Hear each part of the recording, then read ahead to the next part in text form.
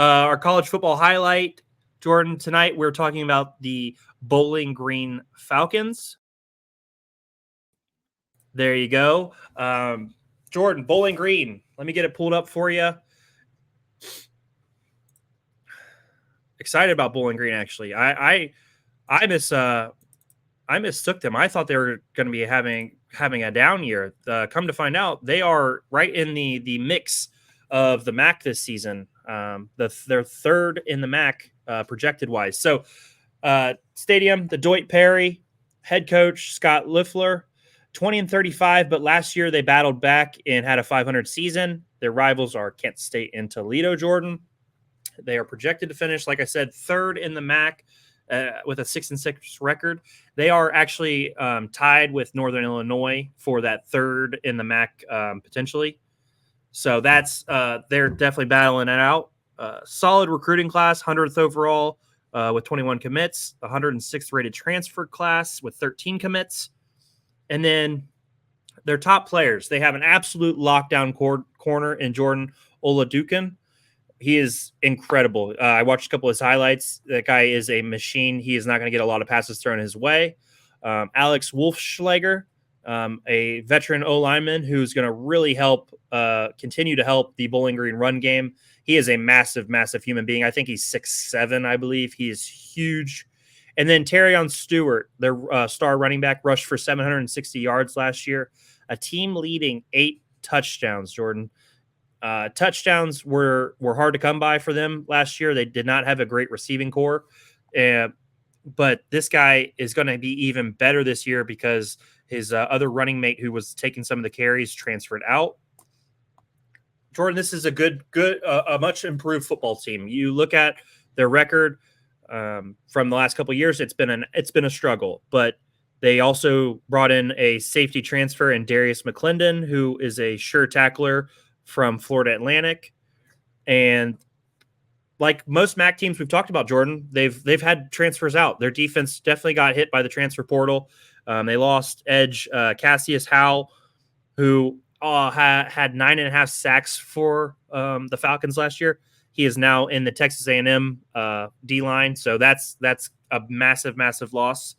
But this is a good team, Jordan. This is a much improved Bowling Green team after they had some really good teams throughout the 2000s, and now they're trying to get back to that point. They're transferring in 2 good receivers, one from Auburn, Malcolm Johnson, to help bolster that wide receiver group. It's a much improved team, Jordan. So, what are your thoughts on Bowling Green this season? While I pull up their schedule. Just looking at their transfer class, who they're keeping, their stars, and all the key big factors on that, and a consistency at coaching. I truly think that finishing third and potentially even second could be in the cards for them. A couple of the teams that we've reviewed throughout the couple of weeks are having some huge rebuilds on offensive line, and having to bring in even more players than what Bowling Green had to endure. So Bowling Green can bring back that experience, Doug, especially when it comes to playing in the MAC conference, and that, playing divisional opponents and conference opponents and having that experience can give you the edge a lot of the times. So yeah, let's. I tip my hat to them. They got a good consistency. They're not getting hit too hard in the portal. Bringing in a safety from a bigger Division I college is always nice. With a already established lockdown corner on the other side. With that could be a good communication there in the secondary. So I'd be kind of entertained to see how they finish and how they really stack up, because Toledo's kind of going to be kind of in a down year. We touched on them. We know Akron is going to have a huge down year. They're projected to have, 3 or 4 wins last time we talked about them. So I think right now Bowling Green is kind of in the middle of the pack and could be pushed up a little bit ahead there. Well, so let's take a look at their schedule, Jordan. They've got Fordham to start the year. That's a win. They did schedule Penn State. Like I said, Jordan, we've went through a bunch of these MAC schedules. Yeah. These MAC teams are going out and they are scheduling good teams. Number 8, Penn State at Penn State. That's going to be a tough night. They got the off game, and then they got. Go ahead. No, you got to think because they've always scheduled them for money, but especially in NIL age, scheduling big teams is when you're a MAC conference or a smaller Division I college. It's going to kind of be a necessity there in the beginning of the year, Douglas, because it's going to bring in those dollars for recruiting to help the program. Yep. So tough game at Penn State. Then they go to number 25 Texas A&M. Another tough game. They've got a win against Old Dominion. I would say they've got a win against Akron. Then they got Northern Illinois, who matches up with them well. The Kent State Golden Flashes in a rivalry game at Toledo. That's a game circled on a lot of calendars this year.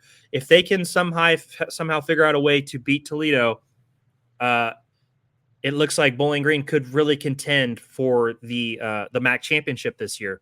And then they've got off week at Central Michigan, Western Michigan, at Ball State, and they finish off the season with Miami of Ohio at home. If they That'll can be at the Toledo, circle. they got at Toledo, and then they get Miami of Ohio at home. Jordan, those are two really big games this season for the Falcons. Two games that can change your season. If you could beat both of those teams, you win the MAC. I mean, that's how important those games are. So I love to see that. One at home, one away, and then I love that they scheduled Penn State and Texas A&M. You might go out and you might get your ass kicked, but you are playing damn good football teams that are going to make you better. So I think those are great scheduling games, and I look forward to another MAC team, Jordan. That's what I like about Ohio. We've got Ohio State, and we're bolstered by Ohio State, but we've got a lot of good college football here. We got Cincinnati, who's in the Big 12 now. We've got a lot of good MAC schools in our state, and I'm excited to keep touching on them. Any other thoughts on Bowling Green, Jordan, before we get out of here? Projected to go 6-6. If they could steal a game or two, that turns into 7-5, 8-4. A lot of stuff can happen, if you steal a game here and there. My circle is against Toledo. I think they can do it, Douglas. Miami's loaded, and we reviewed them just not too long ago. Miami, I don't. But that's at the end of the year, Douglas. The injuries happen, things happen to turn the tide of the season. We know that all too well as football fans here in Ohio. But my circle is the Toledo game. I think they go in there and squeak one, Douglas, and for the 7th win. Yeah, that's I like that prediction. That's a fun one. So that's our college football highlight. We will obviously be touching on another college in Ohio next week. So check out our segments on the college football highlight on our YouTube channel. We have all those individually on there. So we would love for you to go check those out. Those have been fun for us every week.